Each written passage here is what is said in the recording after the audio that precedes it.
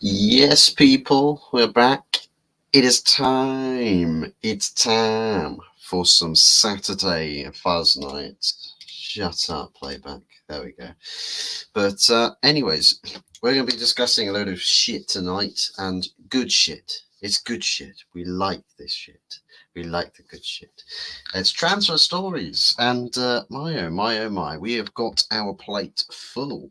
Plate is full. It's a delicious, sumptuous looking feast of stories to go through.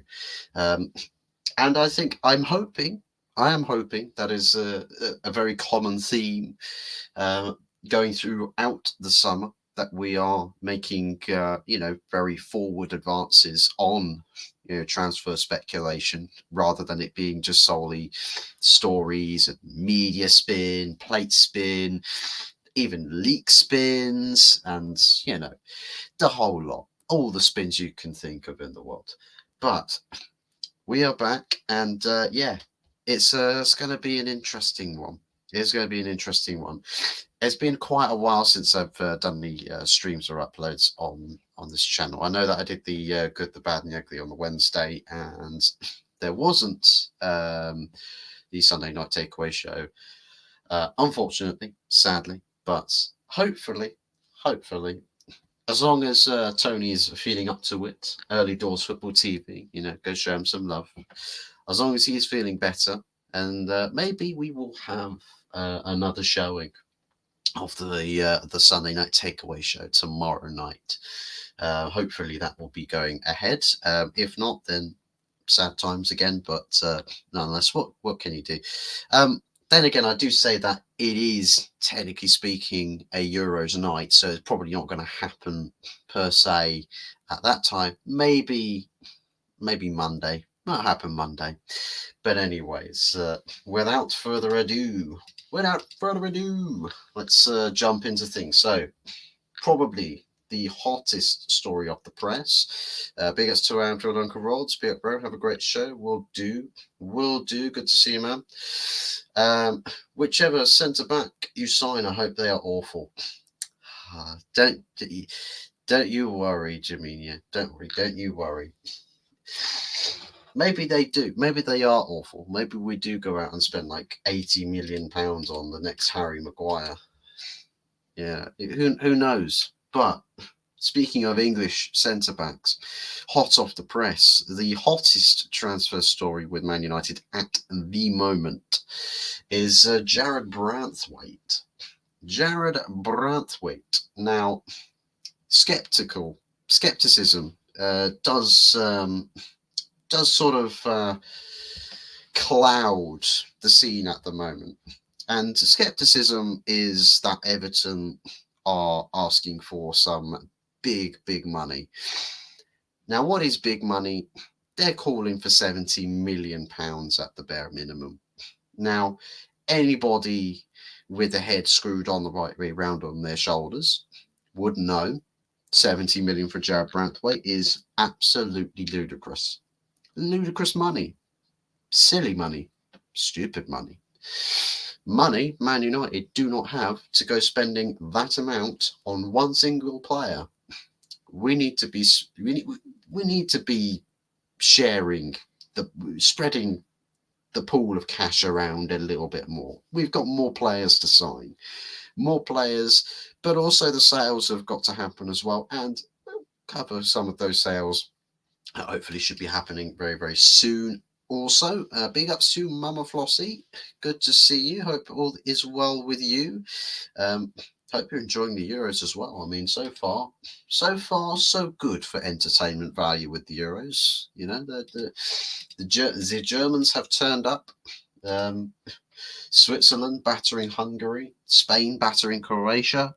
English officiating seemingly embarrassing themselves once again, and Albania looking for a scary hours start. Unfortunately for them, Italy have clawed it back. So there's plenty of twists left in this tale by the looks of it, and it's going to be an entertaining summer for football, and hopefully it continues there on afterwards as well. with transfer speculation. You signed Johnny Evans in 2023 and Paul McShane in 2021, so it most likely be a wash. Up 35-year-old former United player. I don't know. Well, I mean, it wouldn't necessarily be in Ineos's makeup with them going after that sort of player with that type of age.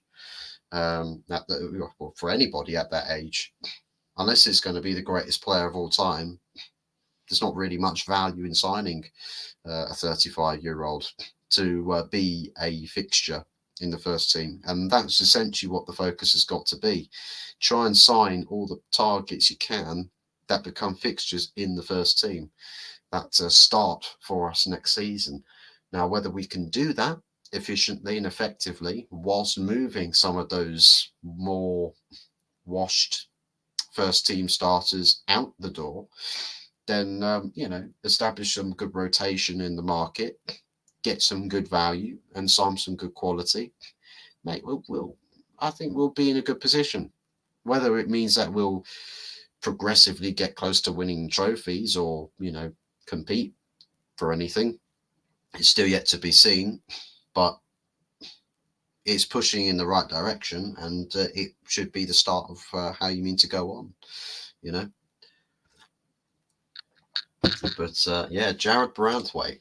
Jared Branthwaite is a good defender. I'd say 40-50 million pounds maximum. Everton need the extra money, though, due to their financial issues. Yeah, I would agree with that. Between 40-50 million, I think is probably probably the most realistic fee for Jared Branthwaite. I think a steal for Branthwaite would probably be about 35 million pound fee, but come on, it's an English centre back at an English club. If that centre back is leaving, there's hundreds of M's stuck on the end of that. Hundreds of M's, whatever the market value is. And speaking of 35 million, based off of what the reports have been saying, is that was roughly about the value of the opening bid. So United submitting bids to clubs for players, and Jared Branthwaite obviously is a bid bound to be rejected, but I think what it does is it sort of sets the foundations that, well, we're bidding what we think is reasonable, maybe a little on the cheeky side, but understand this, because we started the offer so low, we're not going to go that high. It. So, we'll wait for you to compromise if you want to compromise. Otherwise, there's other targets we can go sign tomorrow. So it's up to you. You've got a deadline before you've got to do I think it's raising a certain amount of funds that Everton have got to do before a certain deadline. So you've got a deadline to adhere to. You need some money.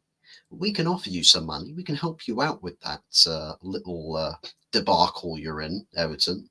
But listen, if you don't want to play ball, then we'll take our ball and we'll go to another court and we'll serve up a good rally with another club or a centre-back target, because we have options. We do have options. And I think Ineos are looking at the wider scale of things and saying, it's multiple. There's a multitude of targets we can go with it. So it's all good stuff there. I mean, start off low, make the intention known. I think everybody and their grandmother knows that United want Branthwaite, and Everton, some people are saying Everton don't want to sell Branthwaite. Of course they don't want to sell him, but they know they have to.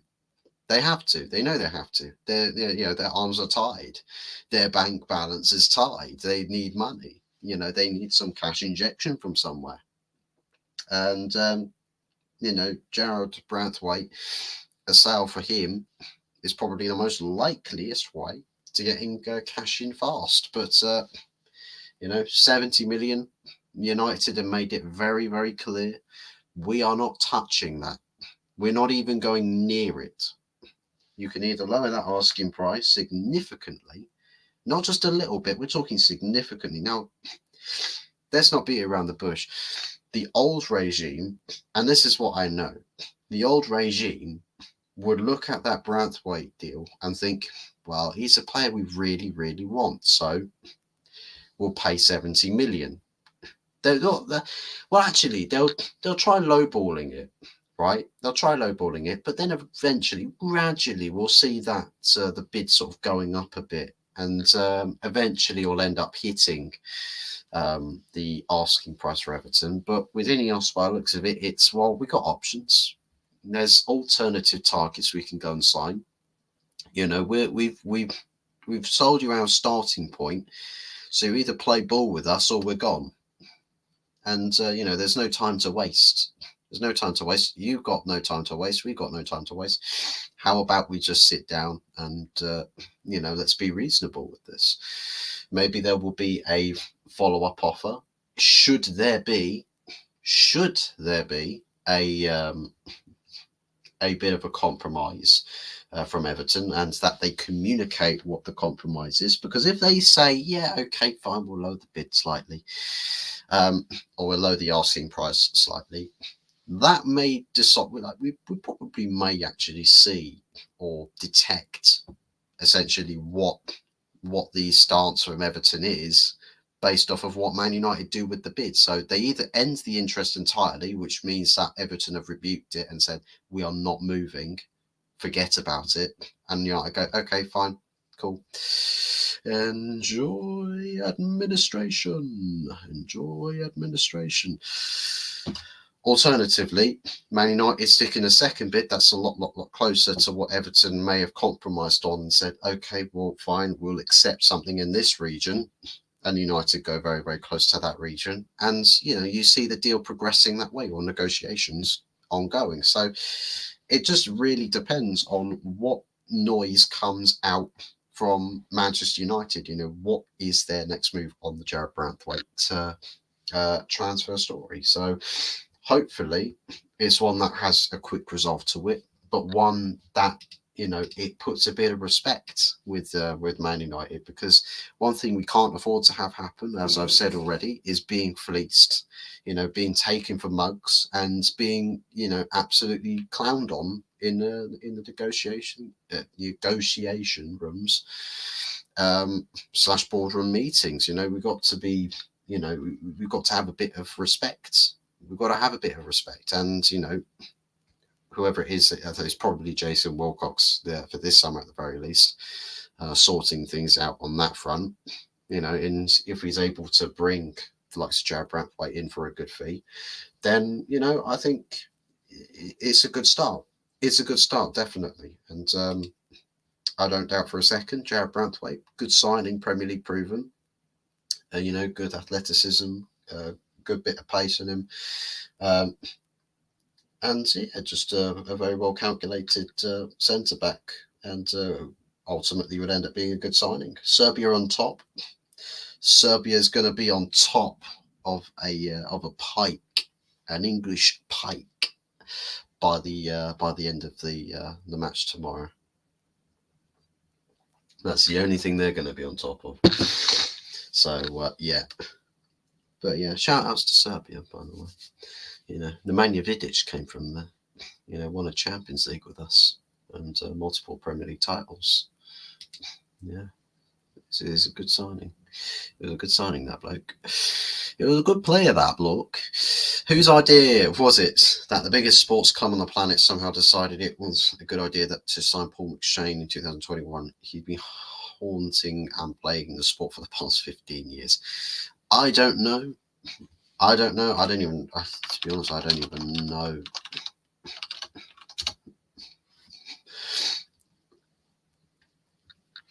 Yeah. Yeah, no, it's just a development coach. I don't even know. Yeah, I don't know what that one's about. I think it's just somebody that plays with the academy team. Seeing Paul McShane sign a deal at Manchester United is like opening the doors to a £100 million match, and the first thing you see in the hallway is a bin bag full of poisoned goat cheese. There's some mutants out there, though, Jimmy, that you don't tempt them. They will. They'll bin dive. No invitation needed. United need another starting centre-back there. Martinez is class but injury-prone. Maguire, Campoala, Evans are good rotation options. Lindelof and Varane will be befriending camels in Qatar in a month. Well, I think quite possibly if you sign two centre-backs, and I think there is some intent to sign two centre-backs, at by the end of the transfer window at the very least, try and sign two centre-backs. Who the second one is probably would end up being somebody like Todibo, because that's probably the easiest deal to do. A good signing, you could get it for a good value there. But alternatively, if that does be the case, then there's got to be a guaranteed sale somewhere in there. And if it was up to me, between Maguire or Lindelof, both of those guys would be gone. Both of them would be gone. So you've got essentially your centre backs next season. You'll have Martinez, Brathwaite or Todibo, and then vice versa. You'll have you'll have Campoala and Johnny Evans as a backup option there as well. And maybe there's another centre-back academy prospect that gets promoted. Who knows? But then again, they might only just sell either or. I think Lindelof has been linked with a move to, I think it's Fenerbahce. I think it is Fenerbahce, the Turkish side that Mourinho is the manager of. But value-wise, I think that Fenerbahce are at the moment trying to lowball the offer, and I think we're trying to up the bid as much as we possibly can without killing too much interest per se. I think Harry Maguire, probably selling him. I think with Harry Maguire, he's definitely a centre-back that I can't imagine would want to be sat there being a third and fourth choice. I can't imagine him wanting to do that. I know that some people might say, well, he'd be good rotation, but I think somebody like Victor Lindelof is usually the sort of player that's actually more happy to play that role, as he was somewhat doing it last season. And in some regards as well, the season before that, it was, under Rolly, you went from being first choice with Harry Maguire to essentially fourth choice under Ten Hag. And, he didn't really kick up too much of a fuss that season. And, I think he's probably the most likely to have sort of give the okay for that. So for me, I think the best money to get would be from selling Maguire. I think also wage-wise, you're clearing more of the wages if you do sell Maguire, because his wages are quite massive, which is never that fun to have. People forget, Maguire is on some massive wages at Man United. Lindelof less so. So I think from a financials standpoint, it makes more sense, cashing in on a centre-back that will get you more money, but also will free up more on the wage budgets as well. So you kill two birds with one stone by selling Maguire, as opposed to letting Lindelof go for a cheap fee and then, trying to sort out a replacement squad-wise after that. So, some Serbians are apparently planning some flights for tomorrow night versus the English. Awesome fights. Well, the thing is, they may do, but get beer down. Most of our guys, and the fist will be flying before they even can initiate the countdown. They'll be trashing up the streets before we even get to the game.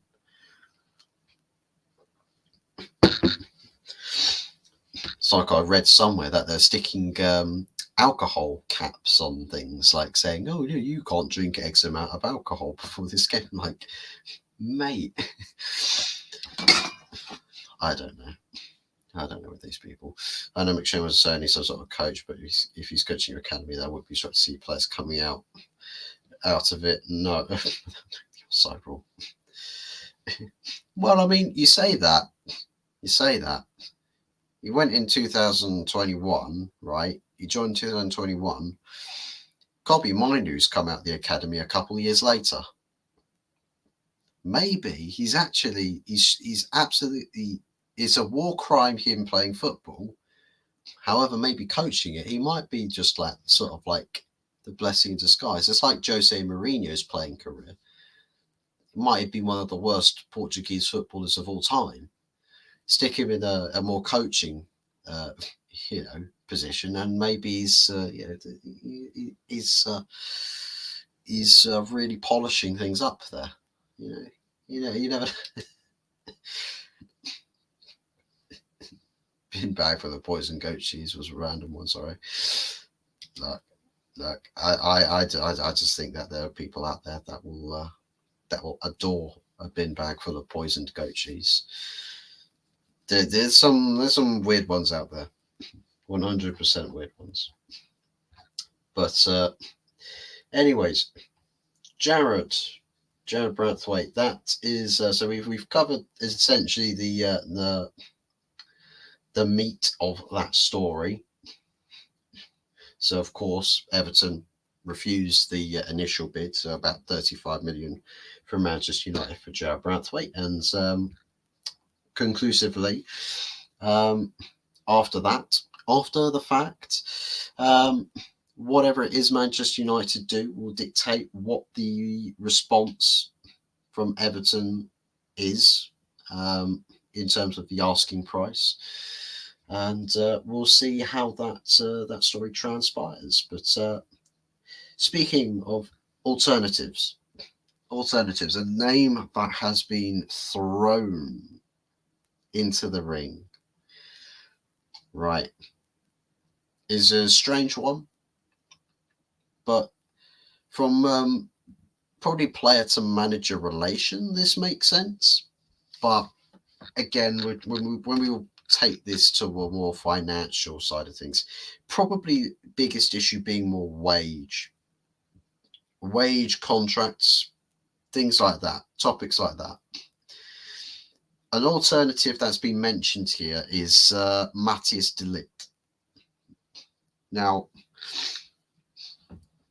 the biggest issue, as I've just said, right, is the wages. About, what is it, 260 something thousand a week on his current contract. If I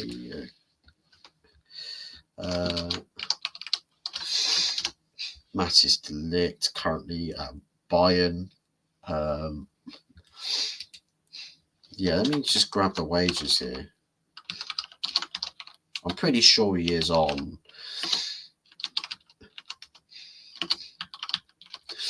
I'm very much sure that he is on like 120,000 a week.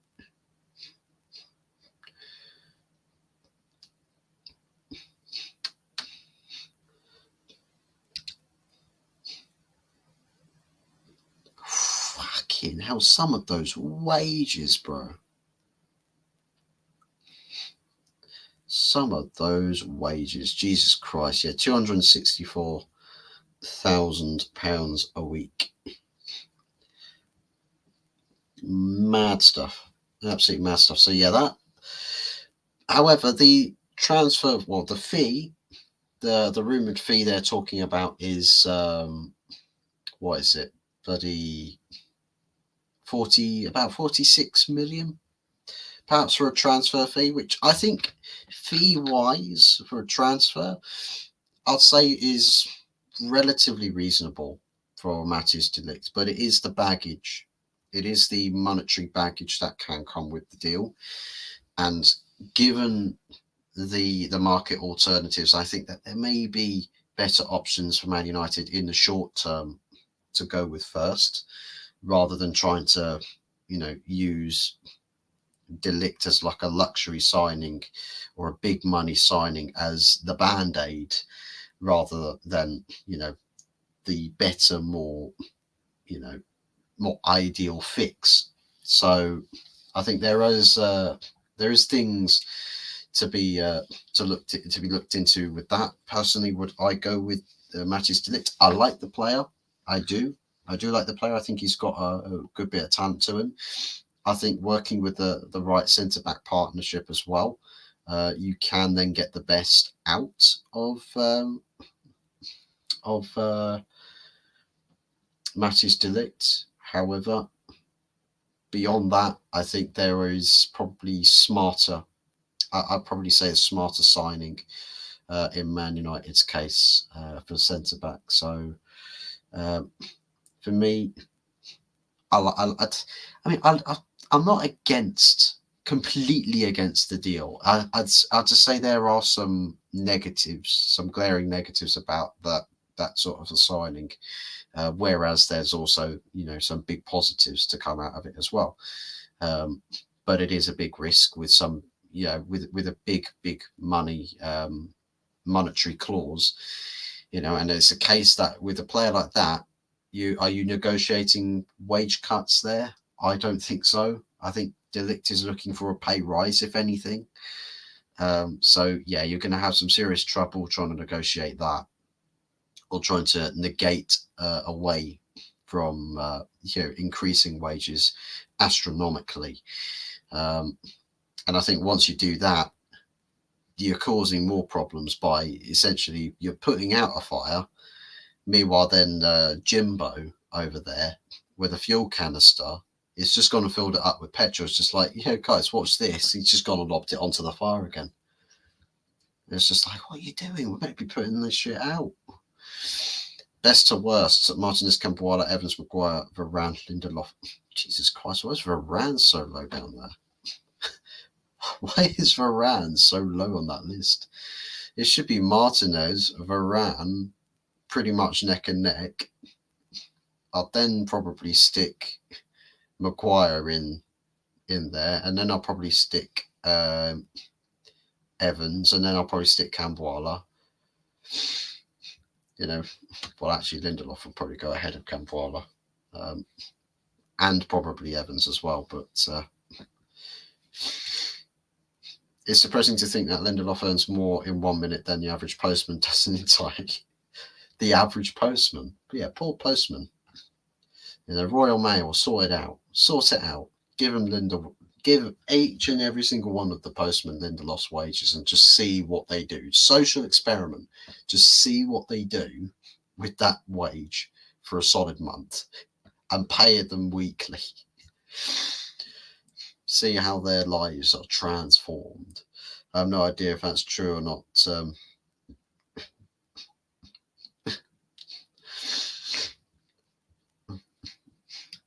Well, I mean, probably, maybe. I don't know.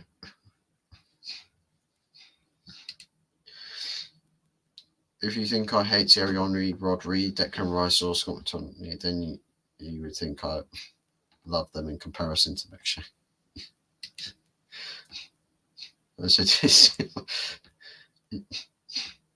Listen, Jiminho, it's 2024.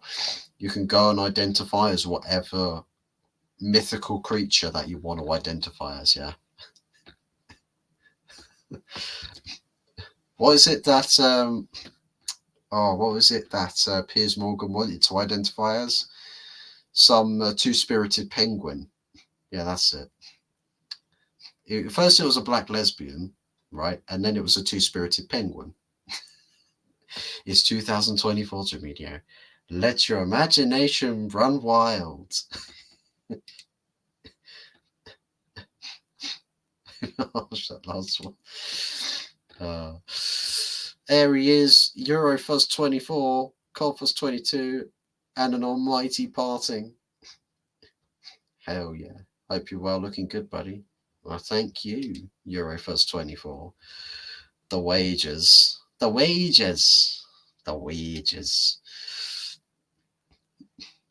putting De Ligt in this United team, it's an insult to him. He's an expensive injury risk. That's true. That is true. He's quite prone to an injury or two. And, you want to get good value for money. You don't want to sign somebody on some big wages and have him just have something like Anthony Martial's injury record or something. Like, just be a massive waste. Yeah, terrible shame. Ten Hag has a weird fantasy for some of his former Ajax players. Well, is things that his players that he's used to, players he's worked with, players he's used to. It's not a selling club. Well, for this summer, it's a selling club. You get the gist of it. However, with Ineos's the way that they're doing business now is essentially good luck to Eric for wanting players and actually getting them. He'll ask for a type of player now, and the options he's given that's deemed suitable and fit by the club is what the signings will be. So Ten Hag is not going to be the dictator behind the transfers at Manchester United anymore. However, fair play to him. He's given a compromise to that. Henceforth, he's the guy that's going to be in charge going to next season. And Southgate is not going to get the job anymore. You see this, and this is the thing. I see a lot of rival fans that are actually laughing about Ten Hag staying. By the way, the thing is, right, is everyone's assuming that again, much like FIFA career mode, that only one outcome can ever happen. People just don't realise that what actually happens. Yeah. And here's the thing, it was a Liverpool fan as well that was doing this. It was literally just laughing about it. And I'm thinking, are you not the club getting Arne Slot? That might end up being a horrendous flop. So things could go dramatically downhill for you, but things could alternatively go dramatically up for United. People just don't know yet. And it would be a terrible shame for Liverpool fans and other rival fans if Ten Hag Man United actually start playing good stuff and look like a competent team all of a sudden, because then the league might actually be in a bit of trouble. I'm not going to say that we're definitely going to be there, but listen.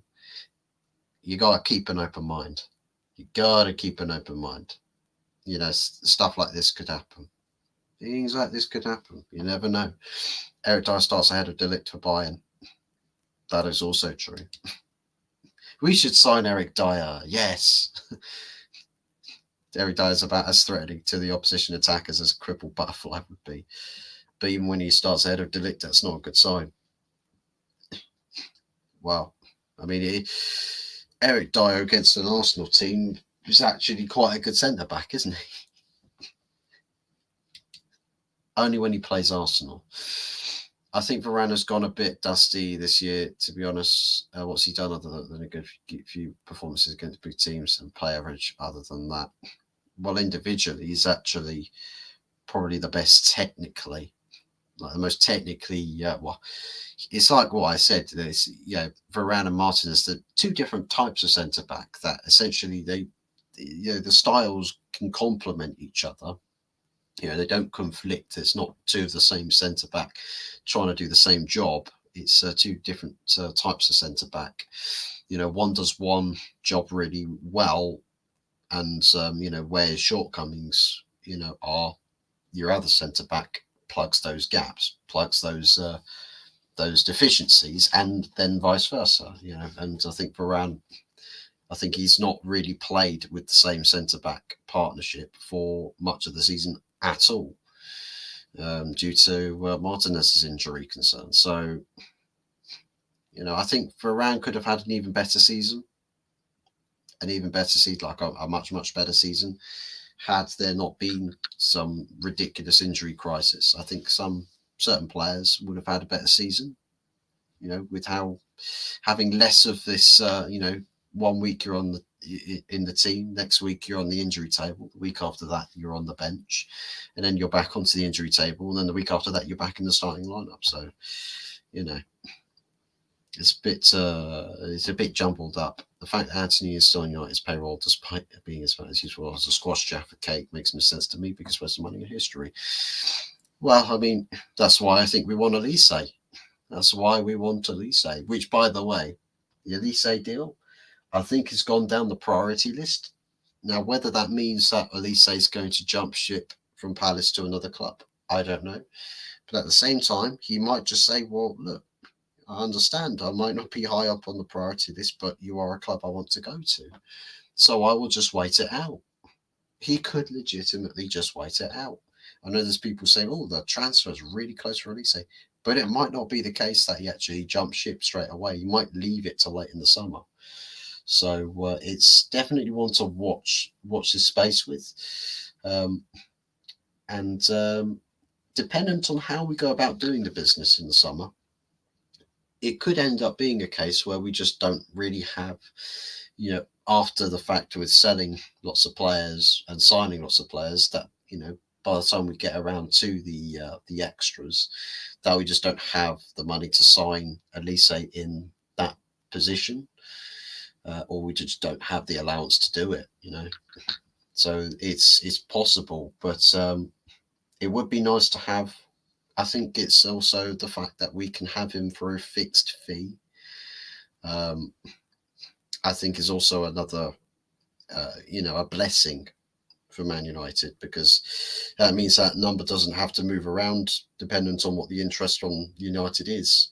It's just a case of agreeing the terms with the player and the agent, and then you know exactly how much you're putting aside to do the signing, which is a luxury, especially when you don't know what the rest of the budgets are going to be, or how the rest of the budget's going to be spent. Liverpool fans live in their own parallel universe. They're unbearable. I've seen some saying Bajcetic is better than Rice. Apparently Kelleher's the best keeper in the world too, and Kwanzaa.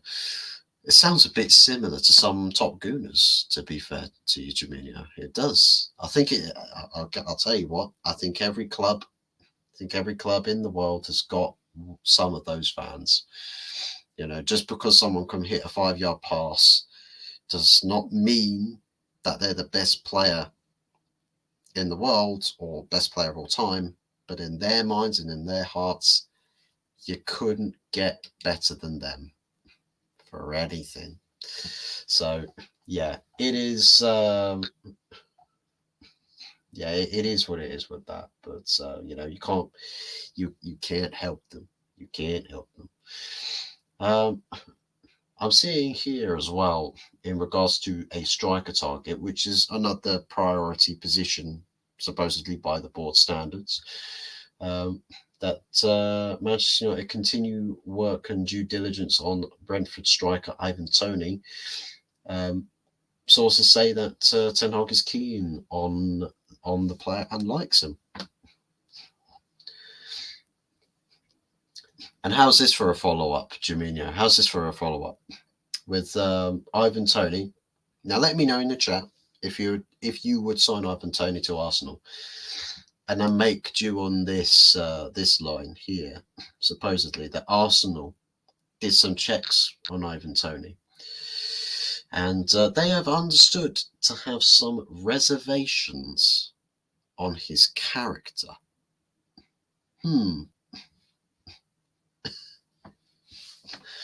So they don't like his character. It's the reason why Arsenal will not sign Ivan Toney.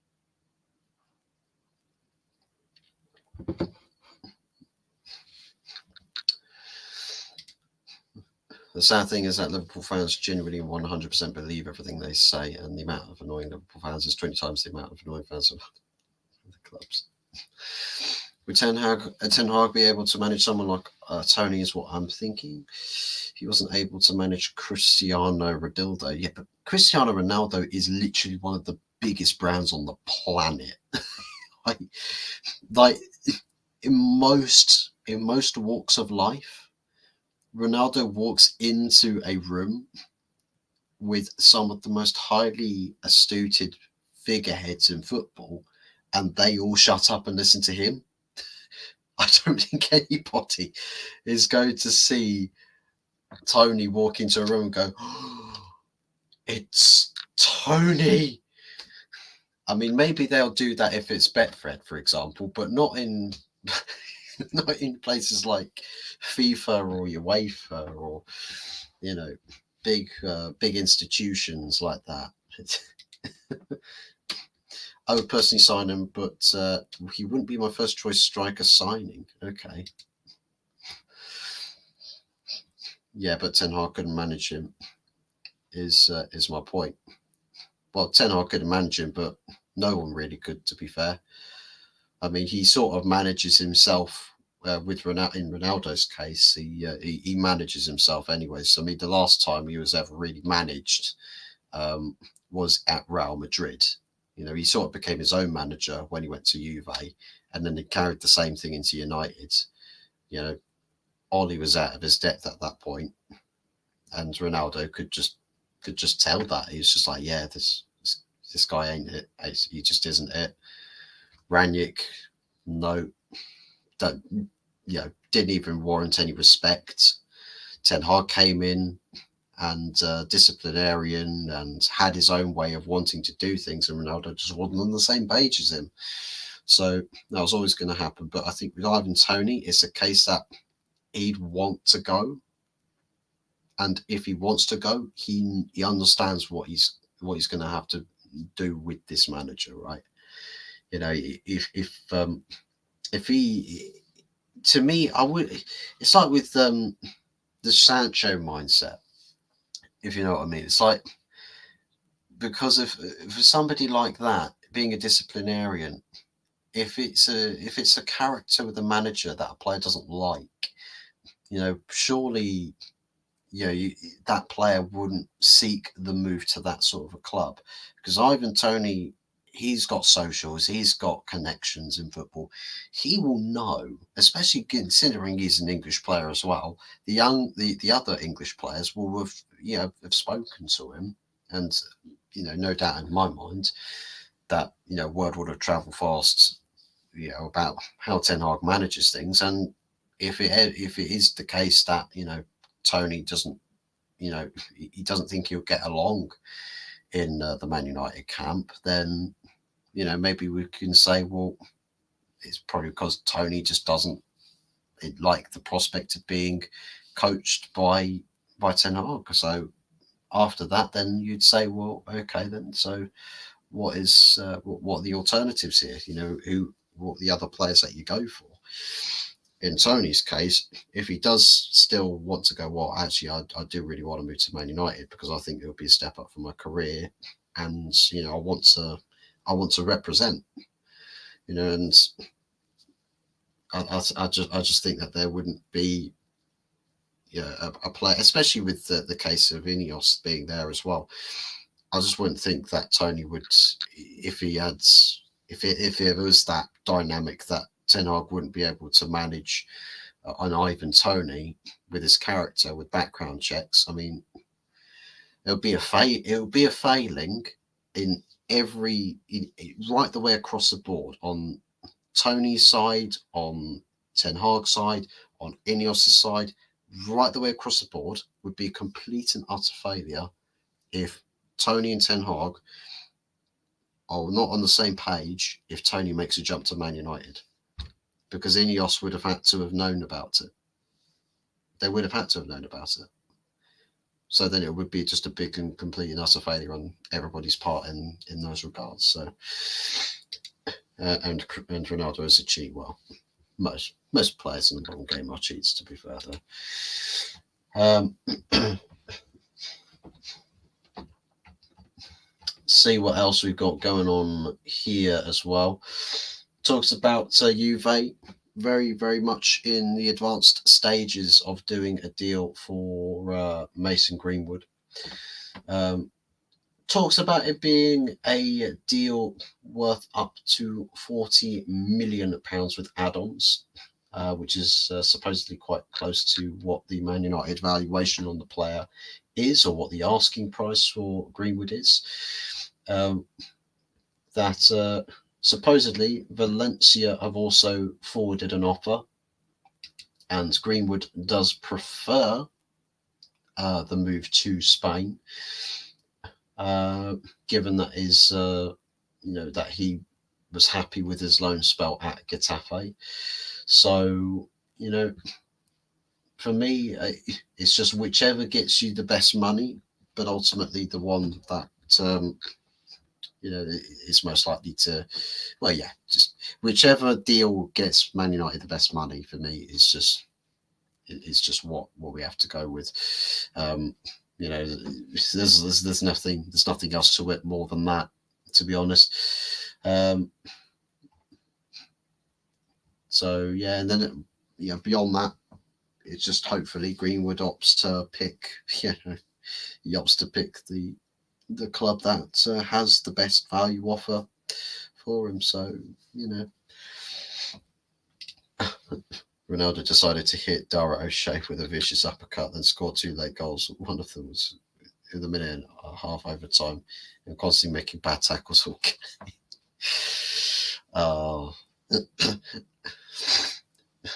And Pepe speared Aaron Connolly when he was the last man. We didn't get a pen. Connolly got a yellow after that. We got more yellows for nothing. This PR team covered that blatant robbery. Also, it's just so you hate Portugal, basically. You hate Portugal. And Rui Patricio boxed Will Keane in the head. You got a goal disallowed because Keane made a. Yeah, I think it's just the Portuguese inside job, Juninho. I think you should make it an international affair. Yeah, make it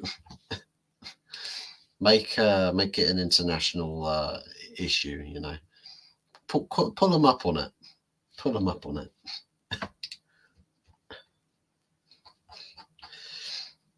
But Rodildo's fanboys only cared about the fact that he broke into the international goal scoring record.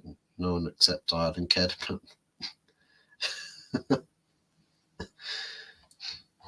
Feels bad. So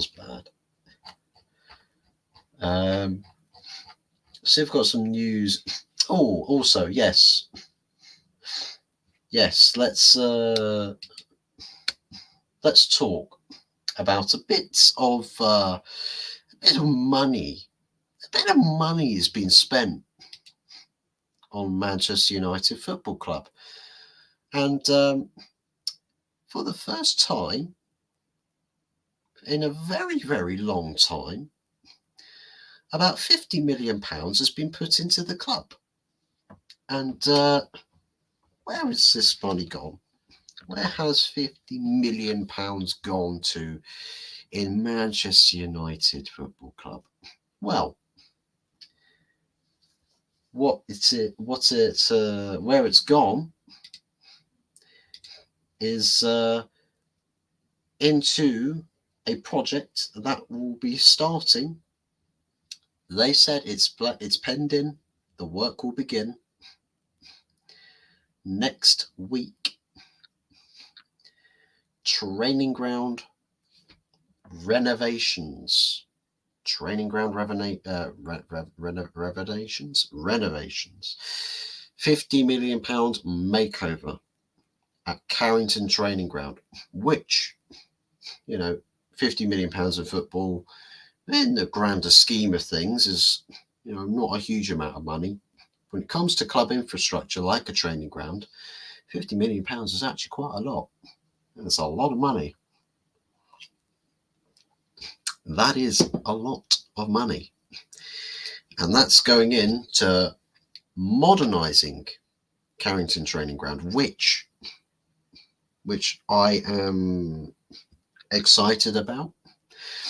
because one thing that is very apparent, especially from, keeping the topic on Ronaldo for a second here, where Ronaldo spoke about Carrington being worn out, it's old, it's dirty, it's tired, it doesn't have much life to it. Well, stick £50 million in there, make all the rooms brighter, fix all the tiling in the showers. In fact, screw it, turn them into laser showers, Star Trek, Star Wars type technology, futuristic, so futuristic that even pigs are flying around. Well, actually, minus the pig, actually. Well, yeah. Forget the. We'll take the flying pigs out of it for a second. But modernizing everything. Now, they put some pictures with this, which I think are just like, yeah. I wouldn't have said that this is what Carrington is going to look like, but they've suggested that is what perhaps it could be along the lines of, but it'll be quite nice. It would be quite nice to see that that there's life given into the club there, life given into the training ground, and I think where you upgrade the facilities of the training ground, I feel like when you go to work, right, and the place you work in, what gets you more sort of like in the mood to do work? Attending a broken down, worn down, multi-decade-old facility, some broken windows here and there, a bit of a cold draft flooding through, the light above your workstation isn't working, but the company you're working for in that establishment is massive company, huge turnover.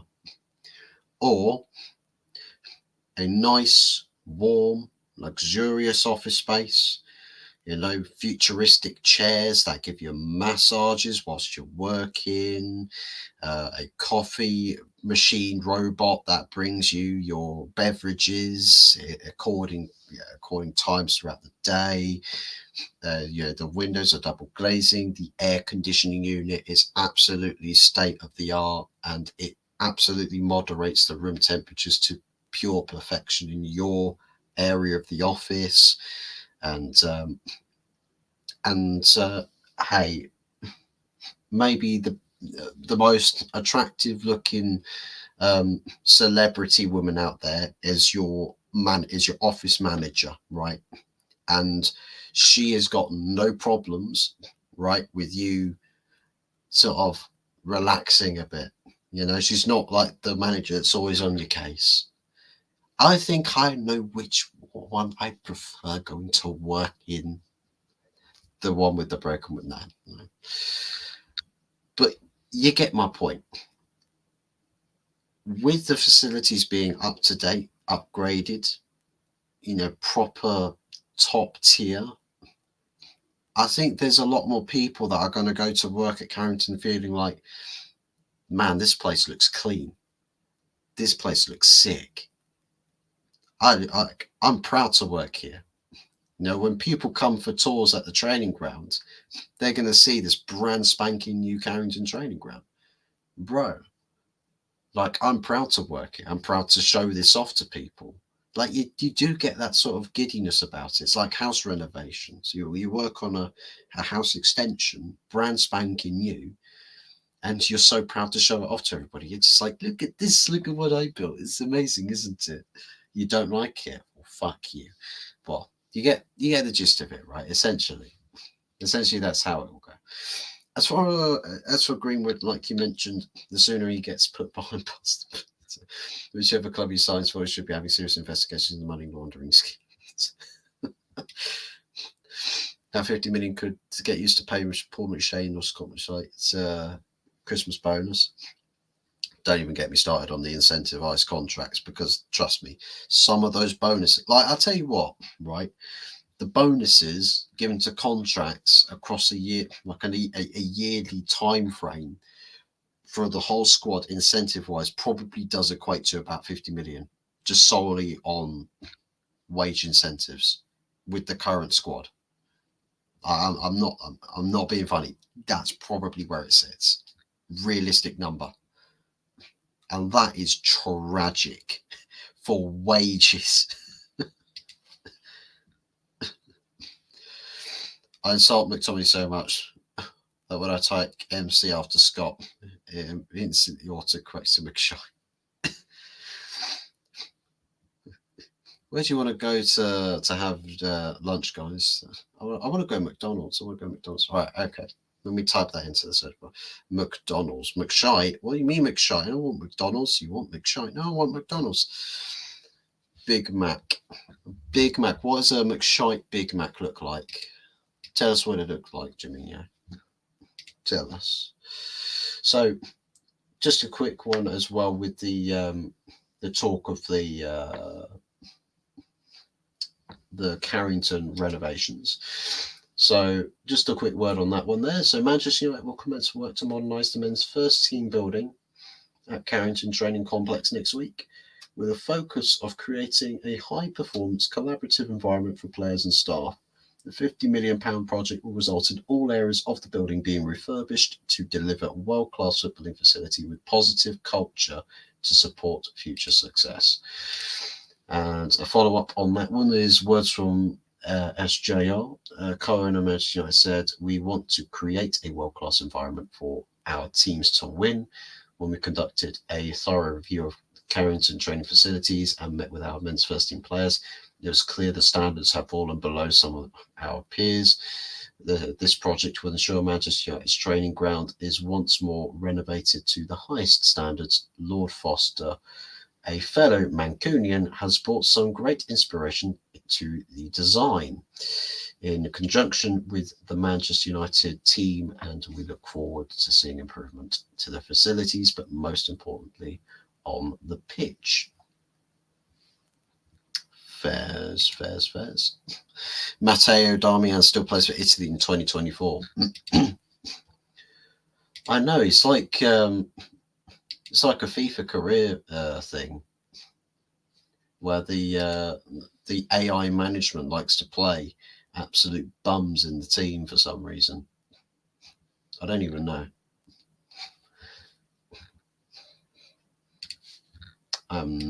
No idea.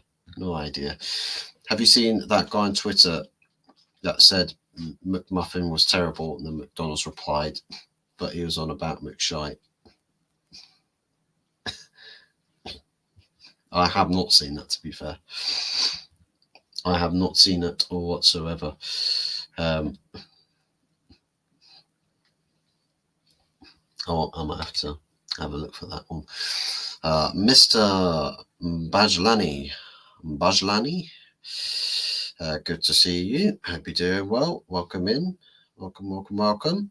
Why Man United overpriced players? Branthwaite is good for 35 million. Above that is overpriced. Yeah, we've covered that earlier on in the show with Branthwaite. That about 40 million pounds price point is probably thereabouts a realistic valuation, but given that it's British, young centre back, and it's Everton, they've got money problems, so of course they're going to want to, be a bit ridiculous with it. They're going to be a bit ridiculous. They're going to throw these extortionate prices at everybody, but they're going to realise that no one's going to buy their players for that price. But then they think, yay, we get to keep our players, but then the money men are going to come knocking on the door and saying, right, so why have you not paid this out? Why have you not paid us this money? Eh?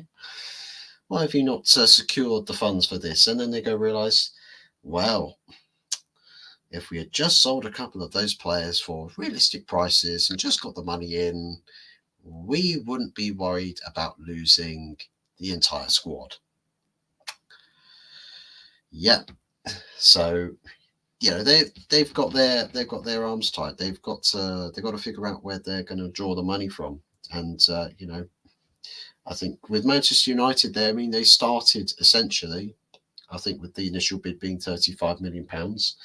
Obviously, it was going to be rejected, but it's a statement of intent. You know, you put your foot in the door and say, well, you know, we've given you this bid to instill the interest that we've got for the player. So you can either play ball with us or we're going to go somewhere else. Like here's the opportunity, £35 million. You know, do you want to talk about it? So we'll have to see, as I've said, with Manchester United, whatever happens next with the, you know, in the saga with Branthwaite, whatever the next action of Manchester United will be, will dictate where the negotiations are going. You know, if it drops stone dead, then that means that Everton would not have rebuked at all, or they have rebuked. Or Manchester United negotiations, they prepare a second bid. Everton have said, okay, well, listen, we'll lower the asking price to this, and you know, let's talk about it. So yeah, we'll have to see what happens though with that. In talks with midfield interests, Aaron Wan-Bissaka could be on the way out the door as well. He's gaining interest, which I think it will be a big door opening if selling Wan-Bissaka happens. You know, signing another right back will probably be it would end up becoming a necessity. And I think Jeremy Frimpong, a right back that the manager does have a lot of appreciation for, is the clear and obvious choice to what to go with there. You know, a lot of interest or talk or focus on the left back acquisition as well, which I think the name at the forefront of that is Kirkej, Hungarian left back who plays for Bournemouth. Didn't play all too well tonight, to be honest, in his game against Switzerland. Didn't play all that well. Not a horrendously bad game, but you know, yeah, could have had a better game, nonetheless. But he probably would be a cheaper option as well for the left back position. So yeah.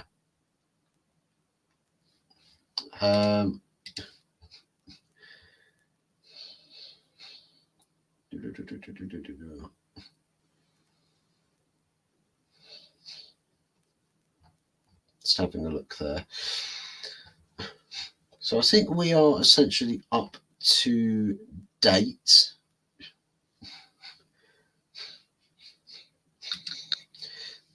Yeah, I think we're up to date with the transfer front at the moment.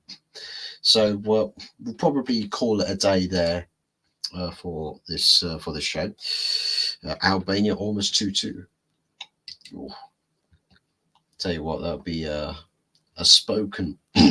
highly spoken about equaliser. Still a bit of time, little bit of time left for Albania to squeeze out another chance to get an equaliser there. Maybe you could say first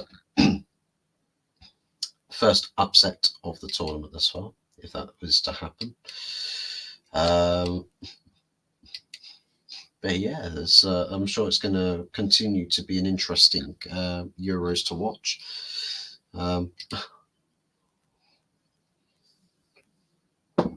Albania robbed of a corner as well. I like Italy though, because they won the Euros ahead of England in 2021. Basically gave us a free win in Euro 2016. Yeah, well, nothing will ever top Euro 2016. Was that when Will Grigg is on fire was trending? Was that Will Grigg? Griggy boy leading the line for Ireland in that tournament. But yeah. Anyways, guys, thank you very much for tuning in this evening. And interesting developments going on with the transfer front at the moment. Manchester United looking like they're trying to work some moves, trying to do some business, get things ticking at the club with the player front, and yeah, it's chalking up to be a bit of an exciting time, and hopefully it's one that we look back on come late August time and say, what a smashing summer window that was. And yeah, hopefully that is the case.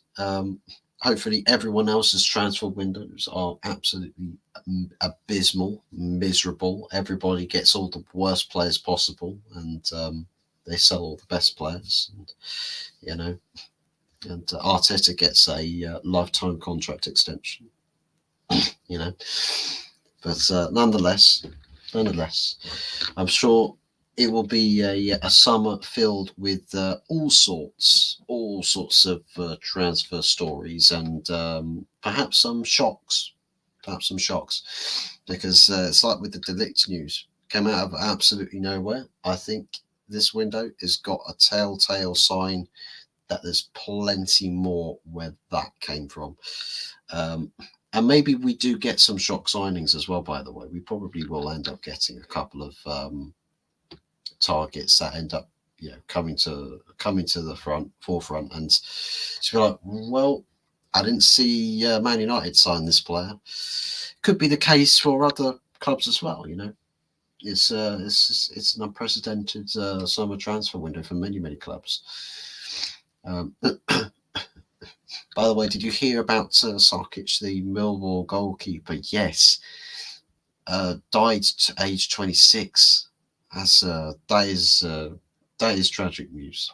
That is genuinely tragic news. The thoughts and prayers with Sarkic and his family. Rest in peace to him. Like 26, like in the pomp of his career as well. 26 in any regards, in any walk of life, is way too young. Way too young. And not just Sarkic as well. Yeah, not just Sarkic as well. We lost another genuine character today in the world of football. Kevin Campbell. Arsenal legend. That's a tragic passing as well.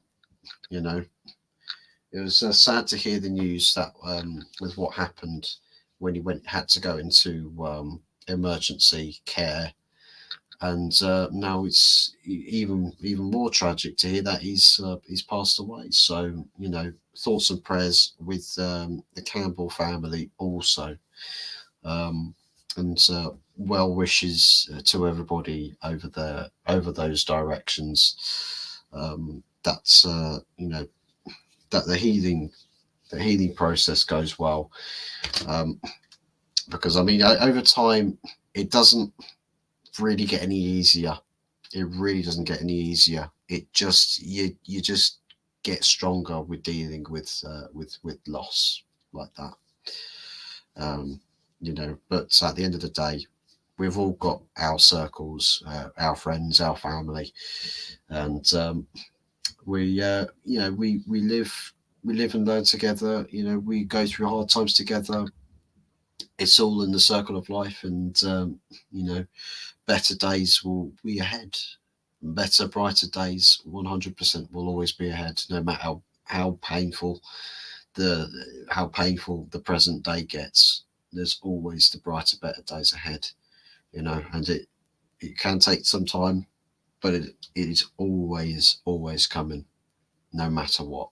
So keep your head up, stay strong, and keep pushing forwards. You'll have the support there for you, and don't be afraid to ask as well.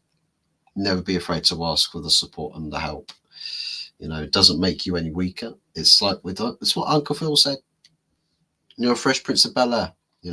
Uncle Phil said this, if I can remember the quote exactly. You know, I open doors. He says, you know, I open doors for many people. You know, it doesn't make me any less of a man. When somebody else opens a door for me, it doesn't make me any less of a man to walk through that door. So, you know.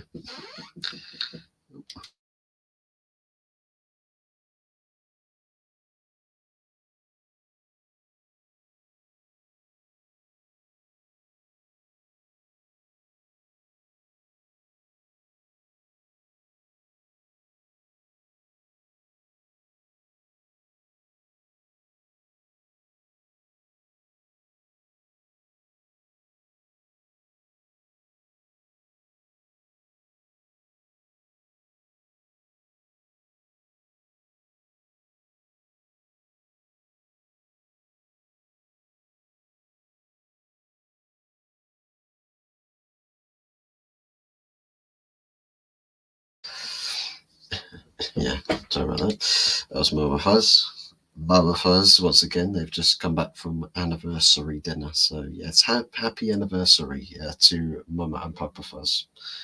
To a long and happy marriage there. Full-time Italy win. Uh, unlucky Albania. Unlucky. But never mind. Anyways, guys, it's been a pleasure. Thank you very much for tuning in, and make sure that you guys hit them likes on the playbacks and subscribe if you haven't done so already. Subscribe if you're new, and all of that good stuff. Hopefully, we get to 200 across the summer. Would be fantastic if we can do so. And we are up another sub today. Good stuff. Thank you very much to whoever it was that's subscribed. Big ups to you, and hopefully many more will occur over the summer coming. And yes, once again, big thank yous to everybody for tuning in. Take care, enjoy the rest of your Saturday nights, and we'll see you again very soon. Until then, it is goodbye from me. Take care, and God bless.